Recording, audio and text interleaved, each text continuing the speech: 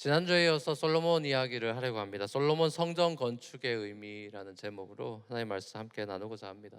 방금 읽은 열왕기상 8장은 전체가 솔로몬의 기도와 축복으로 이루어져 있습니다. 꽤 긴 챕터입니다. 솔로몬이 아버지 다윗 때부터 잘 기반이 닦아 놓았던 성전 건축 사업을 드디어 7년 만에 이제 완공을 하고 성전 봉헌식을 하는 그런 감격스러운 장면을 우리가 보게 됩니다. 그래서 주님의 언약궤가 다윗성에서 이제 예루살렘 성전 안으로 들어오고 하나님의 임재를 만끽하면서 너무너무 기뻐서 많은 백성들이 수많은 셀 수도 없는 희생 제물을 바치는 장면이 나옵니다. 요즘으로 치면 이제 예배당을 이제 짓고 나서 많은 성도들이 감사함으로 헌금도 하고 뭐 그런 장면이라고도 볼 수 있겠죠. 자, 그때 이제 솔로몬이 백성들을 향해서 이제 제일 먼저 복을 빌어주면서 이런 말을 합니다. 주 이스라엘의 하나님을 찬양하십시오. 주님께서 내 아버지 다윗에게 친히 말씀하신 모든 것을 그대로 이루으셨습니다. 주님께서 약속을 이루셨습니다. 이게 제일 먼저 축복이자 기도입니다. 그러니까 솔로몬이 성전 건축을 한 것이 다른 고대 근동에도 많은 빌딩도 짓고 뭐 피라미드다 뭐다 많이 뭐 빌딩 프로젝트를 하는데 그 자기의 과업을 드러내는 경우가 많잖아요. 근데 솔로몬의 이 지금 첫 번째 기도의 내용은 이것이 다윗이 잘해서도 아니고 제가 잘해서도 아니고 이게 우리의 프로젝트가 아니라 하나님이 기뻐하시는 하나님께서 약속하신 하나님이 말씀하신 언약을 지키신 하나님의 일입니다. 이렇게 찬양을 하고 있는 것이죠. 그러면서 이제 손을 들고 하늘을 바라보면서 계속해서 기도하기를 하나님께서 다윗에게 하신 약속, 아버지 다윗한테 하신 약속을 이루셨듯이 앞으로도 쭉 다윗에게 하신 약속을 잘 지켜주십시오 이러면서 저희들의 기도를 들어주십시오. 이 성전을 향해서 우리가 바라보면서 기도할 때마다 우리의 기도를 들어주세요 이런 기도를 합니다. 자, 이 솔로몬의 기도의 핵심 내용을 파악한다면 결국 이것은 다윗 언약입니다. 계속 다윗 얘기를 합니다. 자기 얘기를 하는 게 아니라 하나님이 다윗과 맺은 그 언약, 우리가 그걸 사무엘하 7장에서 봤었죠. 너의 왕국이 영원할 거다. 네 아들들을 통하여서 내 나라 너의 나라가 영원하게 될 것이다. 우리 너무나 잘 아는 데빌의 킹덤에 관한 약속입니다. 자, 그런데 이 하나님이 다윗을 통하여 그 집안의 왕조를 영원한 왕조로 되게 하겠다 약속을 해주셨는데 정작 하나님의 집이라고 할 수 있는 성전을 짓는 이 프로젝트는 다윗 때는 하지 못하고 솔로몬 때 하게 됐죠. 자, 그 이유는 열왕기서에는 나오지 않고 이것에 나중에 몇백 년 뒤에 쓰여진 역대기서 다시 히스토리를 되짚으면서 쓴 그 책에 보면 이유가 나와 있는데 하나님 뭐라 그러냐면 다윗은 피를 많이 흘려서 그렇다 이런 표현이 나와 있습니다. 다윗이 전쟁을 많이 한 사람이죠. 그래서 그때 이 성전을 짓지 않고 평화가 이루어지는 평화란 뜻의 이름인 솔로몬, 이 평화 하나님이 평화를 주신 그때에 성전을 짓게 하겠다 뭐 그런 의도로 보입니다. 자, 솔로몬은 아버지 다윗한테서 이 유명한 다윗 언약의 얘기를 당연히 들었겠죠. 알고 있고 또 마음에 새겼을 거고. 그래서 그것이 지금 이렇게 성전 완공이라고 하는 것으로 하나님이 하시겠다는 약속이 이루어졌습니다. 라는 그 하나님의 언약의 성취를 제일 먼저 고백하고 있습니다. 그래서 다윗 이름을 계속 얘기하는 거죠. 자, 그런데 솔로몬이 기도에도 나와 있듯이 하나님은 정말 온 우주의 창조주 하나님이니까 땅에 거하시겠습니까? 하늘과 하늘의 하늘이라도 하나님을 그 크신 하나님을 담아낼 수 없는데 하물며 이 건축한 이 성전에 하나님이 담기겠습니까? 라고 이 솔로몬 자신이 그런 고백을 합니다.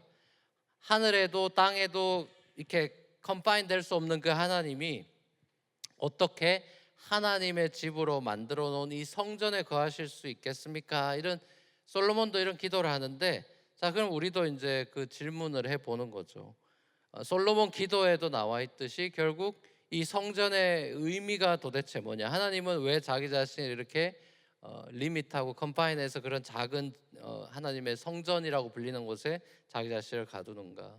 자, 이건 솔로몬 기도에도 나와 있듯이 솔로몬 성전의 그 첫 번째 의미는 신명기 12장으로 가야 알 수가 있습니다. 신명기 12장에 보면 하나님이 내가 한 곳을 선택해서 너희가 거기서 예배하게 하겠다라는 예배 장소 지정하는 장면이 나옵니다. 자, 그래서 그것이 모세 율법의 성취라는 그 관점을 솔로몬도 가지고 있는 걸 보게 돼요. 여러분이 이 성전의 역사를 잘 아실 겁니다. 출애굽한 이스라엘 공동체가 제일 먼저 가졌던 거는 성막이죠. 태버네클. 이동식 텐트죠. 돌아다닐 때마다 성막을 이제 폈다 접었다, 텐트 쳤다가 폈다 이렇게 하는 거죠. 자, 거기서 하나님을 예배합니다. 자, 근데 이제 가나안 땅에, 약속의 땅인 가나안 땅에 들어와서 이제 정착해서 살아갈 때는 하나님이 그 한 곳 장소를 선택해서 거기서 예배 너희가 드려야 된다. 이게 이제 신명기 12장에 모세를 통해서 강조하신 내용입니다. 자, 그리고 그곳이 바로 오늘 솔로몬이 성전을 세운 이 예루살렘인 거죠. 자, 이스라엘 모든 12지파 사람들이 다 이곳에 모여서 하나님을 예배해야 된다. 이렇게 이제 율법에 돼 있습니다. 광야 시절을 돌이켜 보면 이 태버네클이라는 것이 이스라엘 12지파가 이제 텐트를 다 치면 삥 둘러서 치죠. 지파마다 4지파씩 이렇게 해서 12지파가 이제 텐트를 치면 그 캠프의 정중앙에 항상 성막을 치게 돼 있죠. 자, 이 구도를 보십시오. 하나님이 이스라엘 삶의 공동체의 주인이고 왕이고 다스리시고 항상 정중앙에 함께 하시는 분이라는 걸 가시적으로 보여주는 게 그 태버네클이에요. 자, 그래서 내가 너희와 함께 있다. 그리고 내가 너희를 다스리는 왕이다.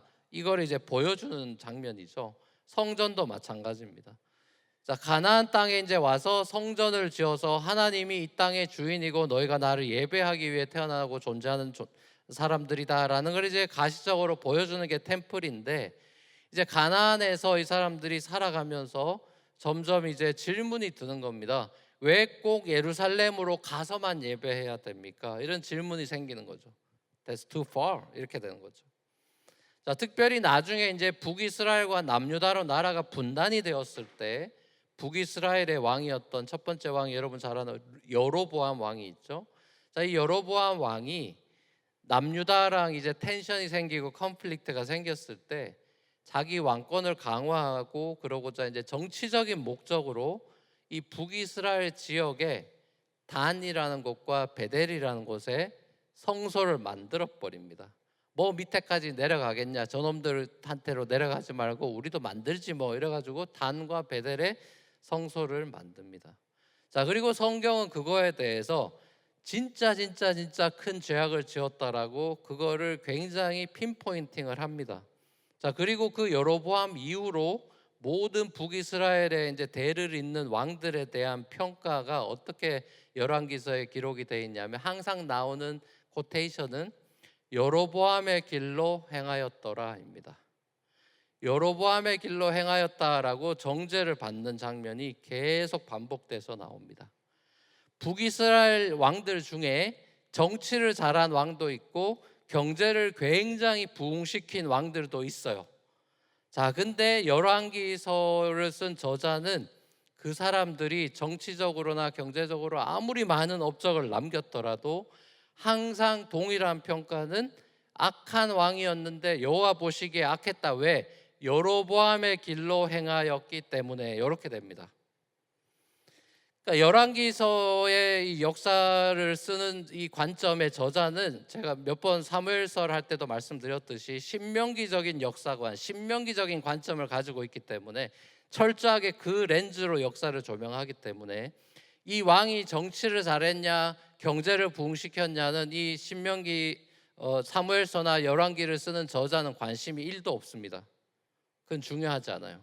이 왕이 하나님의 계명을 순종했냐 안 순종했냐, 이 하나님과 맺은 언약을 지켰냐 안 지켰냐, 그걸로만 오로지 평가합니다. 그건 오늘날도 마찬가지겠죠. 우리가 맨하탄에서 얼마나 성공했냐, 뭐 돈 얼마나 벌었냐, 천국 가면 하나님이 그런 거나 1도 안 물어보실 겁니다. 그건 중요하지 않으니까요. 하나님 그런 거로 임프레스 되거나 와우 네가 뭐 빌리어너가 돼서 이런 걸로 전혀 임프레스 받을 뿐이 아니죠. 똑같습니다. 하나님의 평가로 이 사무엘서나 열왕기서를 평가하고 있죠. 자, 그렇다면 지리적으로 예루살렘 성전 가까이에 살고 있던 relatively 가까이 살던 남유다 사람들, 예루살렘은 남유다에 있으니까 자, 거기에 있던 왕들은 그러면 왕과 백성들은 성전 가까이 살았으니까 괜찮냐? 예, 안 괜찮았죠. 남유다의 문제는 뭐죠? 예, 가나안 사람들이 이미 이제 정복하러 들어가기 전에 이미 가나안 사람들이 섬겼던 그 산당 하이플레이스라고 하는 산당들이 많이 있었죠. 자, 그럼 이제 성경은 남유다 왕은 왕이 되면 제일 먼저 해야 되는 게 이 산당을 없애야 되는 겁니다. 자, 근데 이 산당을 없애지 않죠. 자, 사실 이 산당이라는 것이 솔로몬 시대에도 있었다는 걸 우리가 지난주 듣는 마음이란 설교하면서 지혜를 구했던 그 장소가 기본 산당이죠. 자, 이미 산당은 있었습니다. 계속해서. 근데 솔로몬이 이제 나이가 들어서 더 이제 왕으로 잘 나가고 모든 금은보화 모든 걸 다 가지게 됐을 때 후궁과 첩을 합쳐서 1000명을 뒀죠. 첩과 후궁을 1000명을 뒀었어요. 무슨 의자왕도 아니고 아무튼 그런 1000명을 두는 그런 엄청난 일을 하면서 그 와이프들로 인해서 온갖 잡신들이 들어오고 그 신들을 섬기게 되고 또 섬기는 걸 허용하게 되고 심지어 어떤 일까지 합니까? 모압이 섬겼던 대표신이 그모스라는 신이고 또 암몬의 대표신은 몰렉인데, 자, 이런 신들을 섬기는 대표신들을 섬기는 산당을 그 솔로몬이 심지어 짓기까지 합니다. 자, 성전을 짓던 솔로몬인데 지금 이런 산당까지 막 지어버리고 그러죠. 그러니까 열왕기서 11장에 보면 하나님께서 솔로몬한테 2번씩이나 나타나셔서 너 우상 숭배 스탑하라고 진노하면서 꾸지람했지만 이제 솔로몬이 말을 안 듣죠. 말 안 듣습니다. 자, 분명히 젊을 때 어릴 때 듣는 마음을 구했던 솔로몬과 지금 잘 나가는 솔로몬은 많이 달라져 있습니다. 자, 그래서 솔로몬 때 생긴 이 산당들, 하이플레이스들이 계속 남아서 나중에 솔로몬 이후로 남유다에서 왕들이 이제 될 때 이 왕들이 그 산당을 안 없애고 못 없애는 겁니다. 이제 대표적인 유다의 유명한 왕이 히스기야 왕과 요시야 왕. 여러분 성경 좀 읽었다 그러면 이 사람들은 알 텐데 히스기야 왕, 요시야 왕. 요 사람들은 종교 개혁을 일으킨 사람들이죠. 그래서 요 사람들은 산당을 없앴어요. 여호와만 섬기자 이러면서 산당을 다 없애고. 그래서 이 두 왕에 대한 평가는 어떤 평가냐 하면은 얘네들은 다윗과 같이 여호와 눈에 정직한 길로 걸었더라 이렇게 돼 있습니다. 여로보암의 길로 갔냐 다윗의 길로 갔냐 이런 식으로 열왕기서가 평가를 하고 있어요. 자, 그렇다면 하나님이 왜 굳이 거리도 멀고 동물 제사도 드려야 되고 이런 시절인데 왜 예루살렘 한 군데서만 예배하라고 그렇게 고집한 걸까? 그냥 여러 개 만들어서 편하게 예배하게 하면 안 되냐? 이제 이런 질문도 할 수 있죠. 그래서 여로보암은 그런 길을 선택한 거죠. 자, 이것은 일종의 하나님의 순종의 테스트라고 볼 수가 있고요. 하나님을 예배하는 것에 얼마나 프라이어티를 두느냐를 이제 테스트하는 것이기도 하고, 또 다른 면에서는 다른 산당이나 우상 숭배를 너희가 멀리하라고 하는 그런 도전이 되기도 하는 겁니다. 자, 근데 안타깝게도 이스라엘이 불순종하죠. 자, 그리고 가까이 있는 산당이나 우상 숭배, 가나안에 있는 그런 사람들이 즐기는 우상 숭배를 더 이제 가까이서 노출이 돼 있으니까 그걸 더 즐기게 됩니다. 자, 어떻게 보면 아담 때나 태초의 아담 때나 지금 솔로몬 때나 아니면 수천 년이 지난 지금이나 비슷한 것 같습니다. 예배보다 더 재밌고 쾌락적인 요소들이 세상에는 많죠. 산당들이 많죠. 매력적이고 나를 즉각적으로 어뮤즈 시켜주는 것들이 많죠.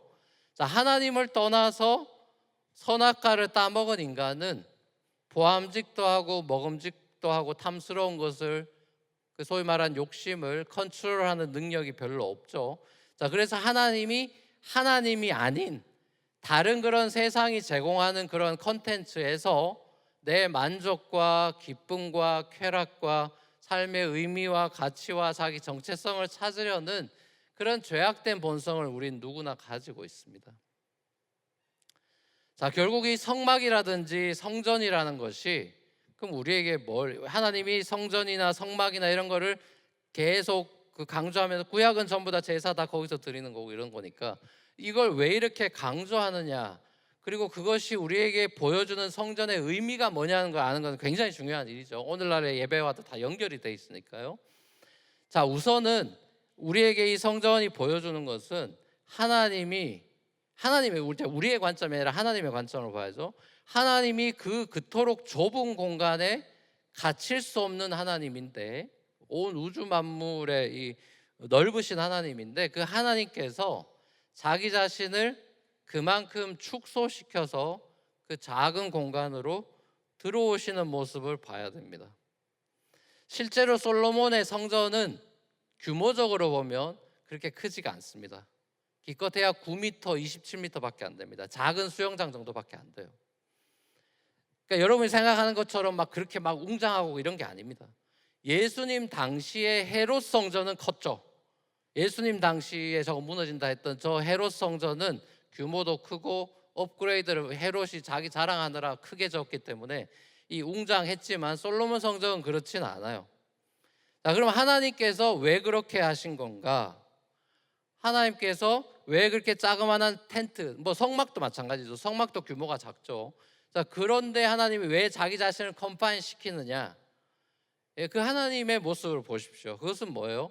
그렇게까지 해서라도 우리와 함께 있겠다는 모습입니다. God with us. 우리와 함께 하시려는, 우리를 가까이서 사랑하시고 은혜를 주시겠다는 하나님의 모습이고요. 다시 말하면 신의 그 놀라운 영광과 천지를 만드신 그 모든 뷰리와 그 글로리가 들어있는 그 아름다우신 영광스러우신 하나님의 그 신적인 영광과 자존심을 다 내려놓고 그 인간의 수준으로 자신을 낮춰서 허리 굽히고 들어오는 겁니다. 자, 하나님의 이 낮아지심이 성막과 성전에서 보여지는 장면인데, 자, 그것의 그 극치가 뭐죠? 성전 그 자체이신, 성전 하나의 프로토타입이었다면 성전 그 자체이신 예수, 그게 이제 요한복음에 잘 그려져 있죠. 예수님이 자기 자신을 성전이라고 하죠. 나를 허물어라, 내가 다시, 저거 허물면 3일 만에 일어난다. 자기 자신의 육체를 가르쳐서 성전이라 그랬거든요. 그러니까 성전 자체이신 하나님의 임재, God with us, 임마누엘 그 자체이신 예수가 인간의 몸을 입고 더 성전보다 더 작은 몸으로 와버리는 거죠. 다윗에게 약속하신 영원한 왕국을 이 땅에 이루어 주겠다라고 했던 다윗의 아들로, 그 초라한 목수의 아들로 오는 겁니다. 성막보다 더 초라하게요. 자, 하나님께서 택하신 그 한 곳, 너희가 여기서만 예배 드려라. 자, 그거는 그 참 성전이신 예수 안에서만 나를 예배할 수 있고, 너희가 그리스도 안에서만 참된 예배가 가능하다는 것을 구약의 컨텍스트에서 신약을 내다보면서 그림으로 보여주는 겁니다. 자, 이게 제 오바된 해석이 아니고 요한복음 4장에 나오는 얘기입니다. 자, 요한복음 4장은 유명한 그 챕터죠. 사마리아에서 예수님이 우물가에 목마른 여인과 대화하는 장면입니다. 여러분 잘 아실 겁니다. 자, 그때 이 여인이 생뚱맞은 질문을 하죠. 뭐라 그럽니까? 자, 유다 사람들은 예루살렘에서 성전에서 예배하고 우리 북쪽에 사는 사마리아 사람들은 그리심산에서 예배하는데 이게 누가 진짜 예배 잘 드리는 겁니까? 질문을 합니다. 예배 장소에 대한 질문을 했죠. 자, 그때 예수님이 뭐라 그럽니까? 구약의 흐름을 봐서는 어떻게 손을 들어줘야죠? 원래 오리지널은 예루살렘이니까 이게 맞는 거지. 얘네들, 사마리아 애들이 열받아서 자기들이 만든 거니까 이건 가짜야, 여기가 진짜야. 이 오리지널리티를 얘기해야 될 것 같은데 그렇게 안 하시죠. 뭐라 그럽니까? 이거 둘 다 가짜다 그러죠. 뭐라 그래요? 예배할 하나님은 영이라서 예배할 때가 왔는데 지금이고, 예배하는 자가 옛날 번역으로는 신령과 진정으로 예배할지니라, 새 번역으로는 영과 진리로 예배할지니라. 근데 이제 옛날 번역으로 많은 사람들이 오해를 했죠. 신령과 진정으로 예배할지나라고 돼 있다 보니까 예배 정성껏 열심히 드려라 이런 식으로 설교를 많이 했죠. 근데 그런 의미가 전혀 아닙니다. 물론 예배 열심히 잘 드려야죠. 근데 그런 의미가 아니라 여기서 예수님이 말씀하시는 것은 영과 진리로 예배한다는 것은 그 영은 성령을 말하는 것이고, 진리는 요한복음에서 예수를 자체, 나는 곧 길이요 진리라고 예수 자체를 말하는 거기 때문에 결국 그 얘기는 하나님을 예배함에 있어서 새로운 때, 지금이 새로운 예배 때가 왔는데 너희가 내 안에서 예배하는 거야. 그 얘기를 한 겁니다. 예수님이 성전이란 얘기를 한 거예요, 쉽게 말하면.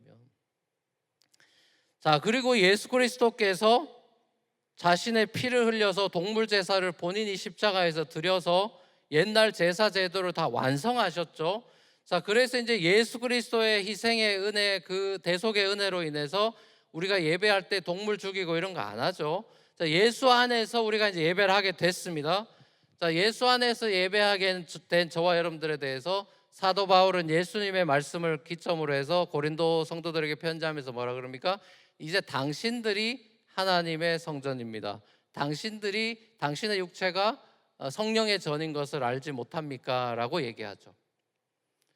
우리가 성전이 됐습니다. 자, 이게 성전의 흐름입니다. 성전 대신 그리스도가 우리 안에 와버렸습니다. 그래서 우리가 성전이 돼버렸습니다. 솔로몬이 성전을 바라보며 기도할 때 우리 기도 들어주세요 이런 기도했죠.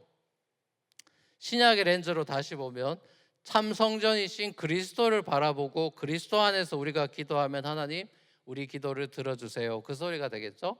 그래서 우리 신약의 성도들은 기도할 때 어떻게 합니까? 예수님의 이름으로 기도합니다 그러죠. 근데 사실은 여러분 우리가 다 기도 대표 기도든 개인 기도든 쫙 기도하고 끝에 예수님의 이름으로 기도합니다 하고 끝나지만 그래서 마치 예수님의 이름으로 기도합니다 아멘이 이제 기도 끝났구나라는 시그널이 되는 그런 어처구니 없는 일이 벌어져서 이 폐단을 막으려면 저는 개인적으로 어떻게 하냐면은 하나님 아버지 예수님의 이름으로 기도합니다라고 저는 시작합니다. 이게 사족이 돼서 뒤에 갖다 붙이는 게 이게 에디션이 안 되게 하려고. 예수님이 아니면 기도를 할 수 없는 거기 때문에 예수님으로 기도합니다라는 얘기는 예수님만이 유일한 채널이고 중보자시고 예수님이 아니면 저는 하나님께로 갈 수도 없는 죄인입니다라는 것을 인정하는 거기 때문에 저는 사실 개인 기도 시간에는 항상 하나님 아버지 예수님의 이름으로 기도합니다를 먼저 붙여요. 그리고 끝에 또 다시 한 번 더 하죠. 아마 여러분도 그런 프랙티스를 하면 좋을 것 같아요. 우리가 예수님이 아니면 기도할 수가 없습니다. 예수님이 기도할 수 있는 채널을 여셨죠. 예수님이 포도나무 가지 비유 요한복음 15장에서 내가 포도나무고 너희 가지다. 너희가 내 안에 내가 너희 안에 있다. 너희가 나를 떠나면 아무것도 못한다. 그런 얘기를 하셨죠. 자, 그러면서 약속을 하신 게 뭐냐면 내가 너희 안에 머물러 있고 내 말이 너희 안에 머물러 있고 네가 내 안에 머물러 있으면 너희가 뭐든지 구해라. 그러면 내가 다 그대로 이루어질 거다. 그런 아주 파격적인 제안을 합니다. 그리스도와의 연합된 사람들이 마음껏 기도할 수 있다라는 퍼미션을 주는 장면이에요. 여러분 솔로몬에게 안식을 주시고 성전을 짓게 하셨던 하나님이 참 성전이신 예수 안에서 참된 안식과 임재를 갖게 하시는 이 언약의 성취를 봅니다. 모세 언약을 지키셨고 다윗 언약을 지키신 하나님이 지금 우리 새 시대의 우리에게 그 모든 성경의 약속들을 예수 그리스도 안에서 완성을 하셔서 예수를 통해서 우리에게 마음껏 은혜와 복을 흘려주고 있습니다. 자, 그래서 우리가 하나님 앞에 기도와 간구로 나가는 예배자가 됐습니다. 여러분 우리의 예배와 기도라는 것은 뭡니까? 오늘 본문에도 나와 있듯이 솔로몬의 축복 기도에 나와 있듯이 기도라는 것은 내가 하나님과 한 마음이 되는 시간입니다. 연합하는 시간이에요. 우리가 하나님을 떠나서 살아가는 경우가 많기 때문에 이 기도의 자리가 중요한 것은 기도 시간이 내가 하나님과 마음이 하나가 되는 시간이에요. 그래서 이 기도 시간이 중요합니다. 기도를 통해서 내 정체성을 다시 확인하기 때문입니다. 우리 크리스찬의 기도라는 것이 그냥 모든 다른 종교의 기도와 가장 결정적으로 다른 것은 모든 종교는 다 기도가 있죠. 그런데 이 그리스도인의 기도라는 것은 내 프레어 리퀘스트가 있고 이거 하나님 해주세요 저거 해주세요 뭔가 소원을 아뢰는 그것이 핵심이 아닙니다. 물론 그런 게 필요해요. 자, 그런 게 필요하고 그걸 해야 됩니다. 일용할 양식을 구하고 다 하라고 하셨죠. 자, 그러나 그것보다 훨씬 더 중요한 것은 이 기도 시간은 뭡니까? 하늘에 계신 우리 아버지여라는 인보케이션으로 주기도문을 가르쳐 주셨죠. 그러니까 나에게 아버지가 있다. 나를 사랑하신 기도의 대상이 있다는 것을 리마인드하는 시간입니다. 자, 그래서 이건 굉장히 중요한 시간이에요. 기도가 있냐 없냐는 것은 굉장히 다른 것입니다. 기도가 없다는 것은 고아로 살아가는 것이고요, 기도가 있다는 것은 아버지와 함께 살아가는 것입니다. 내가 하나님의 자녀라는 것을 확인하고, 자, 확인하게 되면 어떤 일이 벌어질까요? 기도 뭐 이거 해주세요 저거 해서 물론 해야 되지만, 기도의 가장 근본은 내게 아버지가 있다는 것이고, 아버지에게 이게 말할 수 있는 분이 있다, 들어주시는 분이 있다는 것인데, 자, 그걸 통해서 기도를 하게 되면 어떤 일이 벌어지느냐, 하나님을 정말 만나면 우리의 모든 염려와 불평과 이런 것들이 다 십자가에서 다 이제 아무 영향력이 없어집니다. 자, 그래서 어떤 일이 제대로 기도하고 나면 어떤 일이 벌어지죠? 감사가 회복이 됩니다. 기도가 끝났는데도 감사가 없다, 그럼 기도 더 해야 되는 것입니다. 하나님이 해주시는, 내가 어떤 하나님을 모시고 있느냐에 대해서 확인하고 다시 리마인드하는 시간, 그래서 내 정체성을 다시 부여잡고 주님이 주시는 용기와 힘을 가지고 성령 안에서 공급하시는 은혜를 가지고 밝은 표정으로 근심 없이, 이 예배도 마찬가지입니다. 이 예배를 통해서 그 하나님의 은혜를 맛보고 돌아가는 것입니다. 그래서 그 모습을 보고 주의 예수 믿지 않는, 오늘 본문에 나와 있습니다만, 여호와를 알지 못하는 사람들이 아, 주님만이 하나님이고 다른 신이 없구나라는 것을 알게 하는 것이 하나님의 뜻이다, 이렇게 돼 있죠. 성전 봉헌식 후에 이스라엘 공동체가 2주 동안 페스티벌을 펼쳤습니다. 투윅 페스티벌을 했죠. 자, 그 즐거움에 겨워서 엄청나게 기뻐하는 잔치를 펼치고, 이제 66절 마지막 절에 보면 주님께서 그의 종 다윗과 그 백성에게 베푸신 온갖 은혜 때문에 백성들이 진심으로 기뻐하고 흐뭇한 마음으로 각자 자기 집으로 돌아갔다, 이렇게 돼 있어요. 하나님이 그 하나님의 이 축제, 은혜를 베풀어 주는 그 축제 현장에서 모두에게 은혜를 베풀었습니다. 그래서 사람들이 다 너무너무 기분이 좋아졌어요. 너무너무 은혜를 많이 받고, 은혜 받은 특징은 뭐죠? 기쁨이죠. 기쁨이 가득했습니다. 결국 이 하나님을 예배하는 이 시간은 가장 그 핵심적인 정서는 기쁨이에요. 여러분, 예배를 드렸는데 더 슬퍼졌다, 그럼 예배를 제대로 못 드린 겁니다. 예배를 통해서 가장 우리가 회복해야 되는 가장 근원의 그 핵심 정서는 기쁨이에요. 주에 계신 자리에는 기쁨이 있다고 다윗도 시편에서 노래하죠. 기쁨이 그 하나님과의 릴레이션십의 핵심 정서입니다. 은혜 받으면 기쁨과 행복한 인생으로 변해요. 자, 그게 은혜 받은 사람들의 모습이에요. 자, 그러면 은혜 받으면 어떤 일이 벌어지느냐? 오늘 본문에 다 나와 있습니다. 은혜 받으면 어떤 일이 벌어지느냐? 서로를 축복합니다. 왕은 백성들을 마음껏 블레싱하고요, 백성들이 왕을 블레싱합니다. 자, 은혜 받은 하나님의 자녀들, 백성들의 언약 공동체의 모습을 보여줍니다. 교회도 똑같습니다, 여러분. 교회가 하나님이 주신 은혜를 누리고 나누는 그런 하나님의 은혜로 충만한 교회들은 서로 순원들이나 다른 성도들이나 목사님들이나 누구에 대해서도 블레싱합니다. 축복합니다. 자, 근데 이제 교회가 어려워지고 하나님의 은혜를 받지 못하고 그냥 자기 삶에 갇혀가지고 찌들어 살면, 거기서부터 이제 계속 목사도 욕하고 장로도 욕하고 집사도, 누굴 봐도 마음에 안 들어서 다 흠집만 냅니다. 자, 이게 이렇게 예배를 통해서 하나님의 은혜를 받는다는 것이 너무나 중요하다는 걸 보여주는 장면이에요. 여러분, 우리는 사람이 그렇게 착한 사람들이 아닙니다. 우리라고 해서 죄송합니다. 저는 착한 사람이 아닙니다. 저에게 아내를 대할 때 보면 제가 나쁜 놈이라는 걸 확실히 알게 됩니다. 나밖에 모르는 나쁜 놈이구나. 여러분, 하나님이 주시는 은혜를 받지 않으면 잘 못 참고 못 기다리고 젠틀하지 못하고 성령의 열매가 나오지가 않아요. 하나님의 은혜를 받아야 남편도 아내도 자녀도 교회에 있는 성도들도 마음껏 블레싱 할 수 있습니다. 그리고 그 사람이 잘 되는 걸 정말 마음으로 진심으로 기뻐할 수가 있어요. 솔로몬의 축복은 여러분 오늘 이제 솔로몬의 축복하는 장면 앞에도 나오고 기도하고 뒤에 마지막에 지금 오늘 본문을 본 건데 솔로몬의 축복의 컨텐츠가 중요합니다. 이 컨텐츠를 보면 이 땅에 속한 세속적인 것이 쉽게 말하면 아닙니다.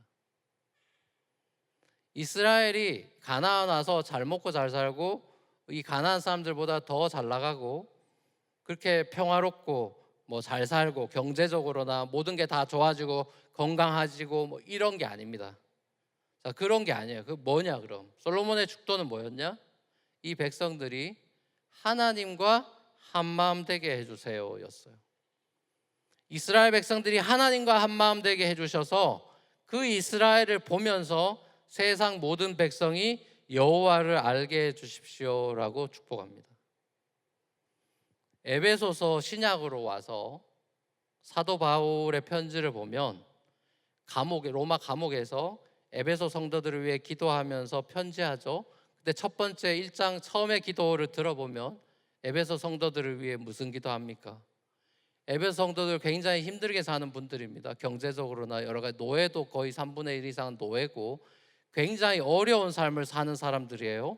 자, 그러면 우리의 생각으로는 저분들 힘주셔서 경제적으로도 좀 축복해 주시고 노예지만 뭐 해방시켜 달라고까지 기도하거나 그런 식으로 기도해야 될 것 같은데 이 바울의 기도는 그런 내용은 1절 없습니다. 바울의 첫 번째 기도가 뭔지 아십니까? 이 사람들 하나님 알게 해주세요 였습니다. 이 양반들 교회 댕기는 사람들입니다. 예수 믿는 사람들이라고요. 성도라고요. 근데 왜 이런 기도합니까? 이런 기초적인 누구나 아는 기도 같은 거 뻔한 기도 왜 합니까? 이 사람들 마음의 눈을 밝혀주셔서 하나님을 알게 해주세요가 첫 번째 기도였습니다. 그리고 4가지 기도가 나오죠. 전부 다 알게 해달라는 기도인데 하나님의 기업의 영광의 풍성함을 알게 해달라, 하나님이 부르신 부르심의 소망이 얼마나 영광스러운 건지 알게 해달라, 뭐 이런 기도입니다. 자, 기도의 콘텐츠가 달라요. 축복하는 메시지가 달라요.